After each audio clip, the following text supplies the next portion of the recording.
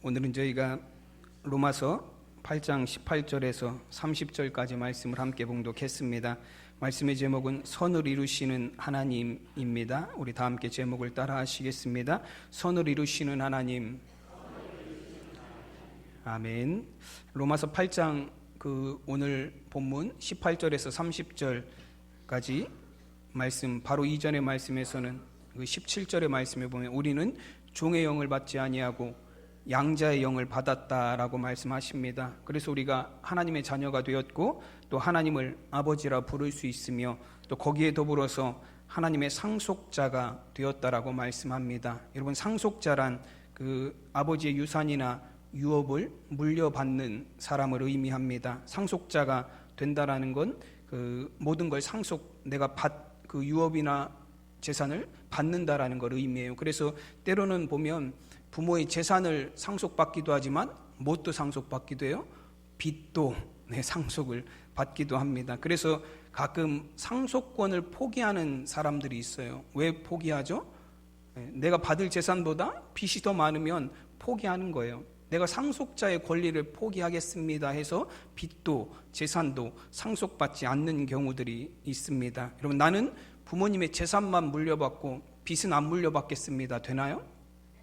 그건 안 되는 거예요. 재산을 물려받고 싶으면 그 빚도 함께 물려받는 거예요. 그것이 상속자가 반드시 해야 될 그런 의무입니다. 오늘 우리 말씀 이전에 로마서 8장 17절 말씀해 보시면 자녀이면 또한 상속자 곧 하나님의 상속자요 그리스도와 함께한 상속자니 우리가 그와 함께 영광을 받기 위하여 고난도 함께 받아야 할 것이니라 말씀합니다. 우리가 하나님의 상속자로서 하나님 나라의 영광을 우리가 유업으로 받지만 그것과 더불어서 무엇도 함께 상속받는다라고 말씀하세요? 고난도 함께 상속받는다 말씀하십니다. 또한 사도 바울은 고린도후서 4장 10절 말씀에서 이렇게 고백을 합니다. 우리가 항상 예수의 죽음을 몸에 짊어짐은 예수의 생명이 또한 우리의 몸에 나타나게 하려 함이라 말씀합니다.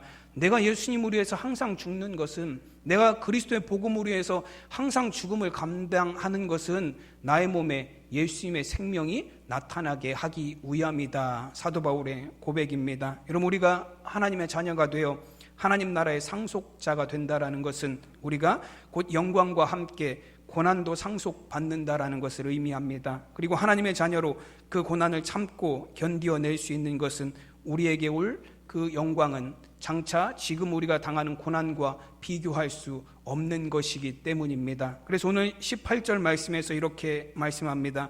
생각하건대 현재의 고난은 장차 우리에게 나타날 영광과 비교할 수 없도다 말씀하십니다. 하나님 나라의 유업이 이 세상에서 누리는 것보다 못한 것이라면 우리가 어찌 하나님의 자녀가 되어 상속자로서의 우리가 그런 기쁨을 누릴 수 있겠습니까? 여러분, 하나님 나라의 영광은 우리가 세상에서 누릴 수 있는 모든 가치보다 더 큰 것인 줄로 믿습니다. 하나님 나라의 영광은 우리가 세상에서 누릴 수 있는 기쁨과도 비교할 수 없는 것인 줄로 믿습니다. 요한계시록에서 말씀하시듯 하나님 나라에 대해서 새하늘과 새 땅에 대해서 요한계시록에서 이렇게 말씀합니다. 하나님의 나라는 마치 신부가 남편을 위하여 단장한 것 같다라고 말씀합니다. 여러분, 신부가 가장 예쁠 때는 언제죠? 결혼식 날 신부가 가장 예쁩니다. 여러분, 세상에 못난 여자는 있을지언정 못난 신부는 없다라고 말하는 사람이 있을 정도로 여자가 가장 아름다울 때는 신부로 그 식장에 섰을 때입니다. 하나님 나라가 우리 가운데 임하는 것, 여러분, 새 하늘과 새 땅이 이 땅에 임하는 것, 믿고 기대하며 소망하는 자들에게 그 나라의 영광이 임할 때 바로 그 모습이 이와 같다라고 말씀합니다. 신부가 신랑을 위하여 단장한 것 같은 정말로 가장 좋은 것이 여러분 하나님 나라의 영광으로 저와 여러분의 삶 가운데 나타날 줄로 믿습니다. 우리는 하나님의 상속자들입니다. 하나님의 자녀가 되었으면 마땅히 우리는 하나님의 상속자가 된 것이에요. 세상의 가치와는 비교조차도 할 수 없는 여러분 위대한 유업을 이을 하나님의 상속자가 되었습니다. 여러분, 그 하나님 나라의 상속자로 정말 이 땅을 살아가는 저와 여러분의 삶이 여러분 소망 안에 살아가시는 거룩한 삶 되시기를 간절히 축원합니다. 여러분, 그러나 하나님의 나라가 이 땅에 임하는 것, 여러분 하나님의 나라의 영광이 이 땅 가운데 임하는 것은 우리 사람만 기대하는 것이 아니다라고 말씀합니다. 오늘 19절에서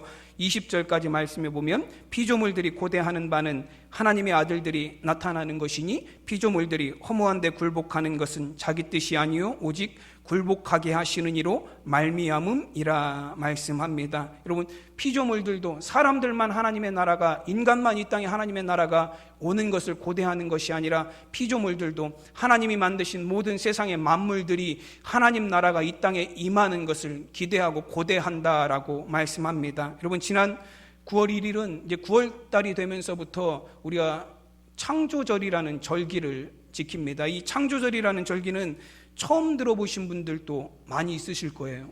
근데 이게 지금 모든 교단에서 다 지키고 있는 절기는 아니고요. 기독교 장로회, 기장 측에서는 이 창조절이라는 절기를 지키고 있고요. 지금 우리 감리교에서는 부분적으로 어떤 교회들은 이 창조절이라는 절기를 지키기도 하고 혹은 지키지 않기도 하는 그런 절기입니다. 그러나 점점 확대되어져 가고 있는 절기예요. 이 창조절이라는 절기는 어떤 절기냐면 우리가 부활절 이후에 그 대강절까지의 기간을 우리가 6개월 동안을 성령 강림절이라고 합니다. 그리고 이제 대강절이 지나고 성탄절이 지나고 난 이후에 이제는 우리가 주연절 그리고 사순절기를 지나고 그다음에 부활절기, 고난주간을 지나서 부활절기를 지내요.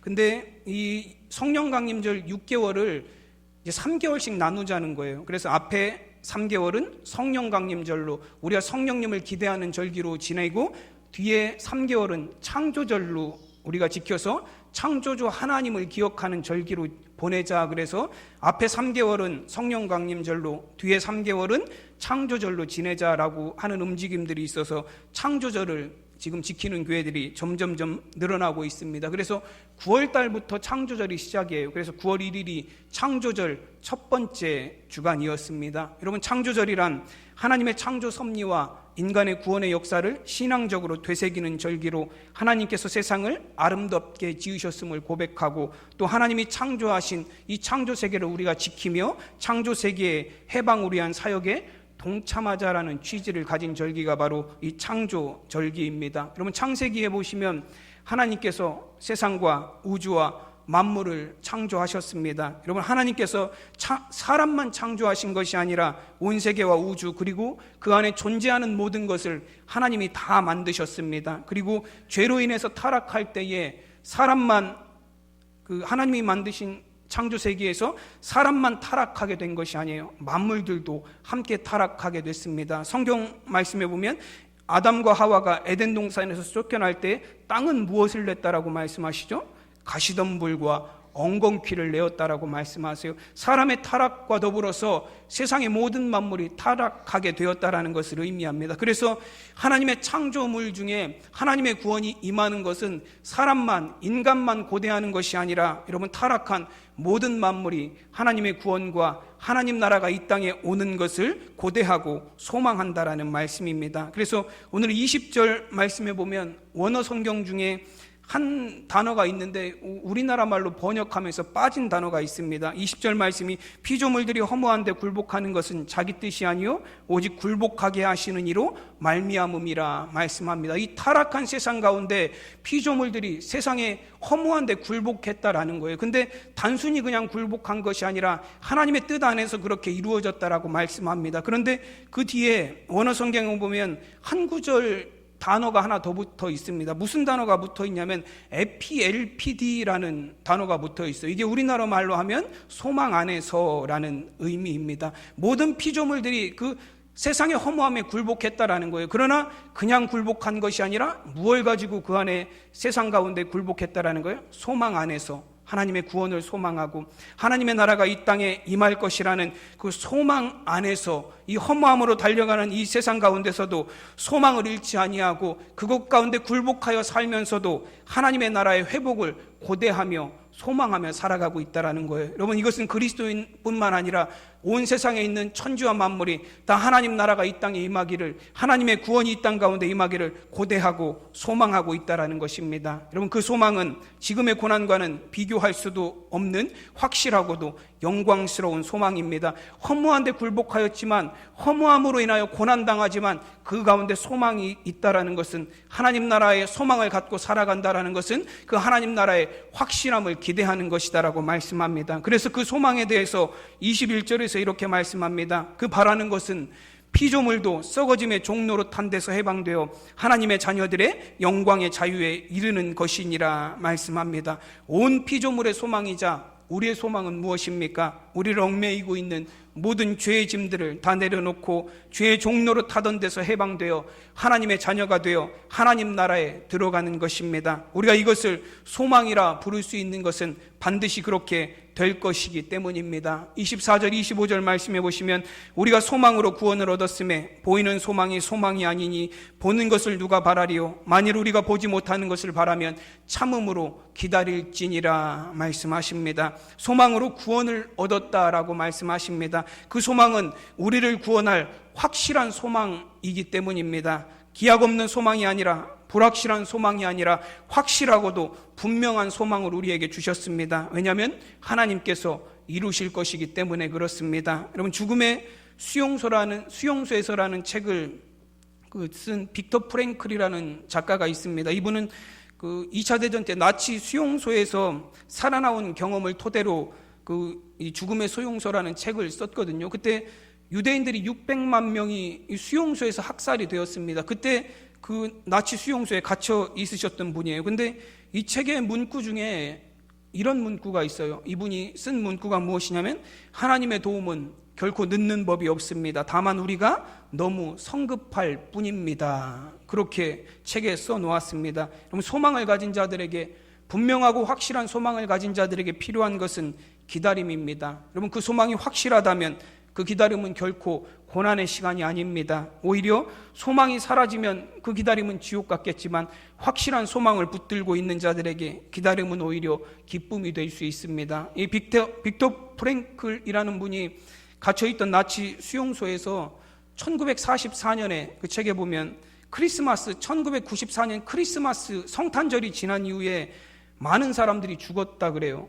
가스실로 끌려가서 죽은 것도 아닌데 그냥 이유 없이 성탄절이 끝나고 정말로 많은 사람들이 죽었대요. 근데 그 이유가 뭔가 하면, 사람들이 소망하고 기대하고 있었다라는 거예요. 무슨 기대를 갖고 있었냐면, 이번 크리스마스가 끝나면, 이번 성탄절이 지나면 풀려나겠지라는 소망을 갖고 있었다라는 거예요. 근데 성탄절이 지나도 풀려날 어떤 기미가 보이지 않고, 크리스마스가 지났는데도 우리를 풀어줄 기미가 보이지 않게 되자, 그 기대가 무너지고 소망이 무너지게 되자 많은 사람들이 정신적으로 무력함에 이루어서 많은 사람들이 죽음에 이르게 되었다라는 거예요. 여러분, 안타까운 것은 그런 일이 있은 뒤에 4개월 뒤에 독일군이 항복함을 통해서 여러분, 죽음의 수용소에 있던 사람들이 다 풀려났다라는 거예요. 여러분, 소망이 확실했더라면, 그들의 소망이 더욱더 확실한 근거를 갖고 있었더라면 그들이 그 고난과 어려움을 이겨낼 수 있었을 텐데, 그럼 그들이 가진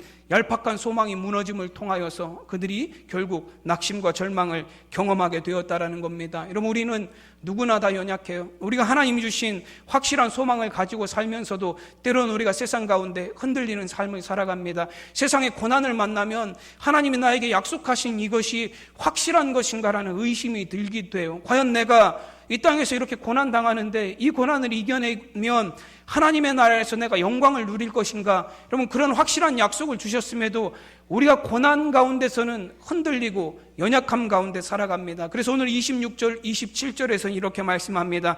이렇게 성령도 우리의 연약함을 도우시나니 우리는 마땅히 기도할 바를 알지 못하나 오직 성령이 말할 수 없는 탄식으로 우리를 위하여 친히 간구하시느니라. 마음을 살피시는 이가 성령의 생각을 하시나니 성령이 하나님의 뜻대로 성도를 위하여 간구하심이니라 말씀하십니다. 메시지 성경에서는 26절 초반 말씀을 이렇게 말씀하세요. 기다리다가 지치는 순간에 하나님의 영이 우리의 곁에서 우리를 도우십니다 말씀하십니다. 우리가 소망을 갖고 하나님의 나라를 기대합니다. 하나님 나라를 소망하며 살아갑니다. 우리가 기다리면, 우리가 참고 견디면 이 고난이 끝이 나겠지. 이 어려움 가운데서 하나님이 우리를 건져내 주시겠지. 이 환난 속에서 하나님이 나를 구원하여 주시겠지라는 소망을 가지고 기다린다라는 거예요. 그러나 여러분, 우리는 연약하기 때문에 기다리다가 지칠 때가 있다라는 거예요. 때로는 기다리다가 낙심할 때가 있다라는 겁니다. 때로는 기다리다가 흔들릴 때가 있다라는 말씀이에요. 그러나 여러분, 기다리다가 지치는 그 순간에 하나님의 영이 우리를 곁에서 도우신다라고 말씀합니다. 여러분, 우리가 인간이기 때문에 연약할 수밖에 없고 흔들릴 수밖에 없습니다. 여러분, 성경의 수많은 인물들도 하나님이 확실한 약속을 주셨고 하나님이 확실한 소망을 주셨지만 그들이 흔들리는 삶을 살았던 사람들이 많이 있습니다. 여러분, 아브라함도 하나님께서 아브라함에게 나타나셔서 아들을 주시겠다 약속하셨어요. 내가 너를 통해서 하늘의 별과 같이 땅의 모래와 같이 많게 하시겠다, 너희 자손들을 약속하셨습니다. 그러나 아브라함도 하나님의 약속, 굳건한 약속이 있음에도 불구하고 흔들렸습니다. 그래서 하갈이라는 86세의 하갈이라는 몸종을 통해서 이스마엘이라는 아들을 얻게 되었습니다. 여러분, 하나님은 우리의 연약함을 모르시는 분이 아니세요. 만약 하나님께서 우리가 완벽하다 생각하셨다면 아브라함이 하갈을 통해서 이스마엘을 얻었을 때 아브라함과 하나님의 약속은 끝이 났을 거예요. 왜냐하면 아브라함이 하나님의 언약을 어긴 거잖아요. 여러분, 이스라엘 백성들이 시내산 밑에서 금송아지를 만들고 그것을 향해서 이 금송아지가 우리를 애굽에서 이끌어내는 하나님이다라고 그들이 제사를 지낼 때 하나님과의 언약은 이미 끝나버린 거예요. 가나안에서 하나님을 버리고 이방신을 섬기고 바알을 섬기고 바벨론과 아수르를 의지하였을 때 하나님과의 모든 관계는 그때 끝나버린 거예요. 그러나 여러분, 하나님이 우리의 연약함을 아시기 때문에 여러분, 하나님은 선지자들을 통해서 하나님의 말씀을 통해서 또한 성령님을 통해서 끊임없이 우리를 도우고 계시고 끊임없이 우리를 다시 세워주고 계시고 끊임없이 우리를 붙들어서 우리의 연약함 가운데서 넘어진 자들을 세워주고 계신 줄로 믿습니다. 여러분, 엔도 슈샤코의 침묵이라는 책이 있어요. 여러분, 그 책을 읽어보신 분들도 있으실 텐데요. 그 책은 일본의 기독교가 처음에 들어와서 일본에서 그 에도 시대 일본 기독교가 핍박을 받을 때 그때를 배경으로 쓰여진 책입니다. 이 엔도 슈샤쿠라는 작가가 나가사키에 놀러 갔다가 이 책을 쓰게 된 이유가 나가사키에 놀러 갔다가 후미에라는 그걸 보면서 이 책을 쓰게 됐어요. 후미에가 뭐냐면요, 그 일본말로 밟는 그림이라는 뜻이래요. 그래서 일본 사람들이 그 일본 기독교인들을 이제 잡아낼 때, 색출할 때 저 사람이 기독교인이냐 아니냐를 색출할 때에 그 일본 사람들이 어떻게 그걸 색출했냐면 예수님의 어떤 모습이 그려진 그림을 일본 사람들 앞에 이제 바닥에 내려놓는 거예요. 그리고 일본 사람들에게 그 그림을 밟고 가라 하면 이제 그 중에 안 밟고 가는 사람들은 기독교인이고 밟고 가는 사람들은 기독교인이 아니다라고 판단을 한 거예요. 근데 그게 종이로 하다 보니까 몇 번만 밟으면 종이가 다 찢어지고 다 더러워져서 못 쓰게 되는 거예요. 그래서 그걸 나중에 동판으로 이렇게 만들었어요. 그게 후미에라고 불리우는 거예요. 사진을 보시면 아마 사진 한 장이 나올 거예요. 화면에 보시면 그 후미에라는 그 동판의 사진을 나오나요? 네, 보이시나요? 네, 아이고 뭔가 가리네요. 저게 후미에라는 동판이에요. 그 오른쪽에 보면 왼쪽인가요? 네, 오른쪽에 보면 4개 그 동판이 있는 게 후미에요. 어떤 거는 예수님 형상이 있고 어떤 거는 성모 마리아 형상이 있기도 합니다. 그 보면 일본 사람이 발로 밟는 장면도 이렇게 옆에 보면 그림으로 이렇게 그려져 있죠. 그 밟는 장면을 이렇게 그린 거예요. 그래서 예수님의 사진을 밟는 사람들은 기독교인이 아니니까 살려주고 예수님의 사진을 안 밟는 사람들은 죽인 거예요. 가서 거꾸로 매달아서 머리만 땅에 거꾸로 매달아서 어떻게 죽였냐면요, 일본 기독교인들을 거꾸로 매달고 머리만 땅에 묻는 거예요. 거꾸로 매달아서 머리만 땅에 묻어서 사람을 죽였어요. 그때 기독교인들이 그렇게 죽임을 당했어요. 뭐 우리는 상상할 수 없는 방법이죠. 그리고 바다에다가 십자가를 걸어놓고 바다에다가 사람들을 메어놓으면 썰물 때는 물이 나가지만 밀물 때는 물이 들어와요. 조금씩 물이 들어오면서 점점 물이 차면서 나중에는 머리 끝까지 차서 기독교인들이 죽게 되었습니다. 그렇게 기독교인들을 잡아다가 죽였어요. 그래서 밟으면 살고 안 밟으면 죽는다라는 거예요. 거기서 기독교인들이 어떤 선택을 할 것인가라는 문제가 바로 이 침묵이라는 책이에요. 그 책의 나중에 내용을 보면 예수님의 음성이 들리는 거예요. 밟아라라는 음성이 들리는 거예요. 네가 나를 밟아서 살 수 있으면 나는 너에게 밟히는 걸 원한다라는 그런 주님의 음성이 그 책 가운데 들려집니다. 이 엔도 슈샤코라는 작가가 이 책을 쓰면서 쓰게 된 동기가 뭐냐면 자신의 연약함, 나는 과연 어떻게 했을까라는 그런 생각을 가지고 그 책을 쓴 거예요. 인간의 연약함을 나라면 다른 사람들이라면 어떻게 했을까라는 그런 관점에서 그 책을 쓴 거예요. 나중에 엔도 슈샤코라는 작가가 그 인터뷰를 하면서 얘기했던 고백은 뭐냐면 내가 그때 당시에 살았으면 나도 밟았을 것이다 라고 그런 인터뷰에서 말을 했습니다.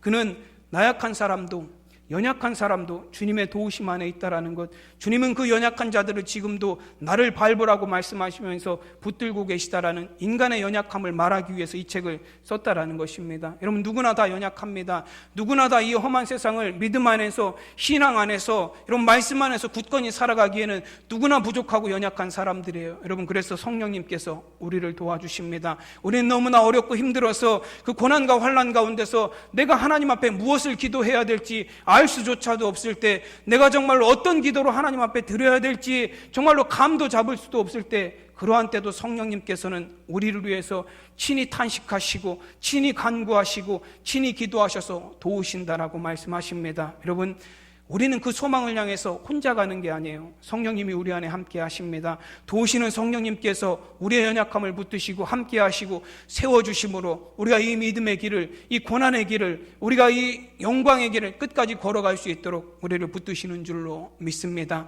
그래서 28절에서 이렇게 말씀합니다. 우리가 알거니와 하나님을 사랑하는 자 곧 그의 뜻대로 부르심을 입은 자들에게는 모든 것이 합력하여 선을 이루느니라 말씀합니다. 여러분, 우리가 흔히 요셉을 꿈의 사람이라고 부릅니다. 창세기 37장에서 50장까지 무려 14장에 걸쳐서 요셉에 관한 이야기가 기록이 되어 있습니다. 근데 그 14장 요셉에 관한 말씀을 우리가 두 시기로 나눌 수가 있어요. 첫 번째는 애굽의 총리가 되기까지 한 시기로 나눌 수 있고, 두 번째 시기는 애굽의 총리가 된 이후의 시기로 우리가 요셉의 삶을 나눌 수가 있습니다. 여러분, 첫 번째 시기는 요셉이 형들에 의해서 애굽의 노예로 팔려가고 여러 가지 어려움을 겪고 난 후에 애굽의 총리가 되는 이야기예요. 이 이야기는 37장에서 41장까지 4장에 걸쳐서 기록이 되어 있습니다. 여러분, 14장 말씀이 여러분 대부분 무슨 말씀이 기록이 되어 있는 거예요? 요셉이 애굽의 총리가 되고 난 이후의 이야기가 무려 10장에 걸쳐서 기록이 되어 있습니다. 그럼 요셉의 이야기는 총리가 되었다는 데서 끝나지 않습니다. 요셉이 여러 가지 고난 가운데서 하나님이 함께 하셔서 요셉이 총리가 되었다는 것, 그것이 요셉 이야기의 결론이 아닙니다. 오히려 여기서부터가, 총리가 되고 난 이후부터가 본격적인 요셉의 이야기의 시작이에요. 42장에서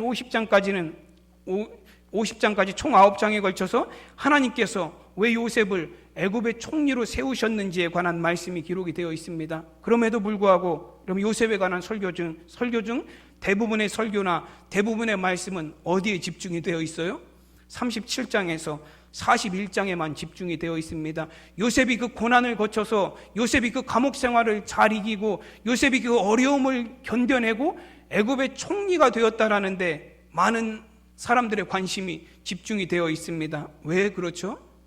우리도 요셉처럼 고난을 이기고 어려움을 이기고 성공하기를 원한다라는 거예요. 우리도 요셉처럼 그 고난과 어려움의 시기가 있지만 그걸 다 이기고 우뚝 서는 사람이 되기를 원한다라는 거예요. 여러분, 그러나 요셉의 이야기는 요셉이 애굽의 총리가 되는 데에 관심이 있지 않습니다. 요셉의 성공에 관심이 있는 것이 아니라 요셉을 통해서 하나님의 선하신 뜻이 이루어지는 것에 관심을 두고 있다는 것입니다. 여러분, 제가 중고등부나 청년들 사역을 하면서 부목사 시절에는 청년들이나 중고등부 아이들 대상으로 꿈이 뭔지, 장래 무엇이 되고 싶은지를 많이 물어봅니다. 나름대로 꿈들을 얘기해요. 오늘도 그 중고등부 아이들 저희 5명 이제 모여서 아침에 잠깐 성경 말씀 보고 이야기를 나누면서 물어봤어요. 꿈이 뭐냐고 물어봤더니 뭐 선생님 꿈이라고 그러고, 어떤 아이는 목사님도 꿈이라고 그러고, 어떤 아이는 뭐 임상 그 하시는 분 되기를 원한다라는 이런저런 꿈을 이야기합니다. 그럼 많은 아이들이 꿈을 가지고 있어요. 의사가 되기를 원하고, 뭐 연예인이 되기를 원하고, 운동선수가 되기를 원하고, 과학자가 되기를 원합니다. 근데 그 꿈 질문에서 한 가지 질문을 더 해요. 그러면 의사가 되고 난 이후에는 뭐 할 건데? 운동선수가 되고 난 이후에는 어떻게 할 건데? 내가 선생님이 되고 나서는 너의 이후에, 그 선생님이 되고 난 이후의 삶은 어떻게 만들어 갈 건데? 라고 질문하면 아이들이 거의 대답을 못 해요.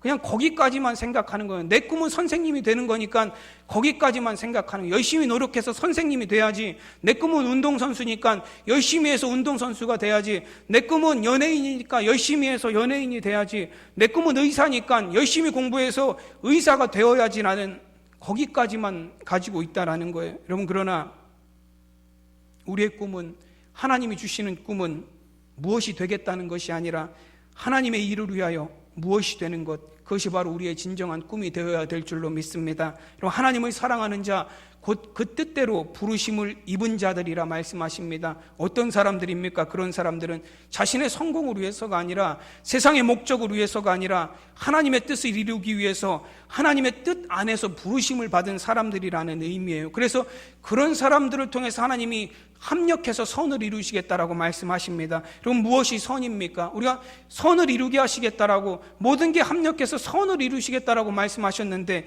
여러분, 무엇이 선입니까?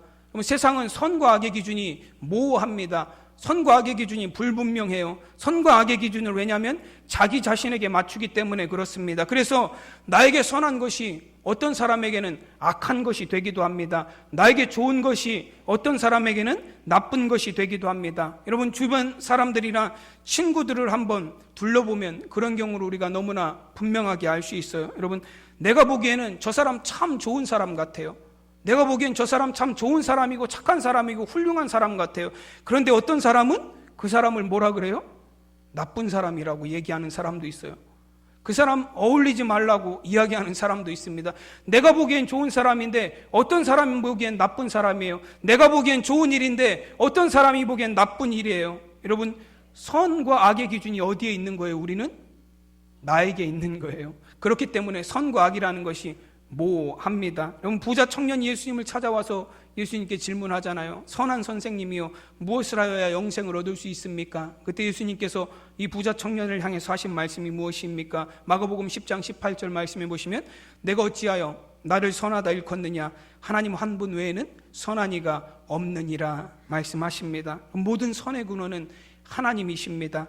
예수님조차도 하나님의 선을 이루시기 위하여 십자가를 지셨습니다. 오늘 말씀을 시작하면서 우리는 하나님의 상속자라고 말씀을 드렸습니다. 우리는 하나님의 영광을 위한 상속자예요. 여러분, 베드로전서 1장 5절 말씀해 보시면 이 로마서 8장에 상속자라는 단어를 이 베드로전서 1장 5절에서는 뭐라고 번역을 했냐면 맡은 자라고 그렇게 써놓았습니다. 여러분, 우리는 하나님 나라를 상속받을 상속자들이에요. 또한 여러분, 하나님 나라를 위하여 주님의 사명, 주님의 유업을 받은 맡은 자들이기도 합니다. 즉, 우리의 삶의 모든 일을 통하여 결국은 하나님의 선을 이루는 통로가 되어야 될 줄로 믿습니다. 여러분, 합력하여 선을 이룬다라는 것은 하나님께서 요셉의 모든 고난을 다 통틀어서 요셉을 총리로 우뚝 세워주신다라는 의미가 아니라, 하나님께서 요셉의 모든 삶, 고난도 그렇고 총리가 된 것도 그렇고 고난도 영광도 모든 것을 다 통틀어서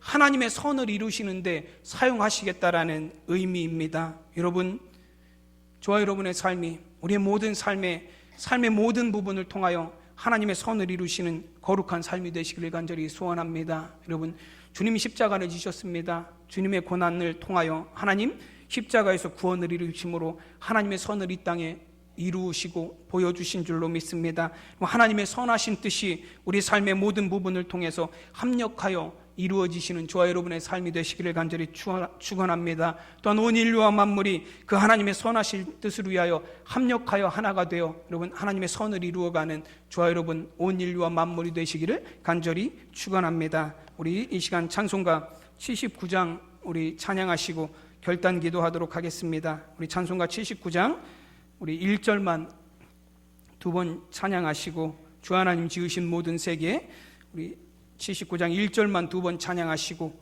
우리 결단의 기도 하도록 하겠습니다.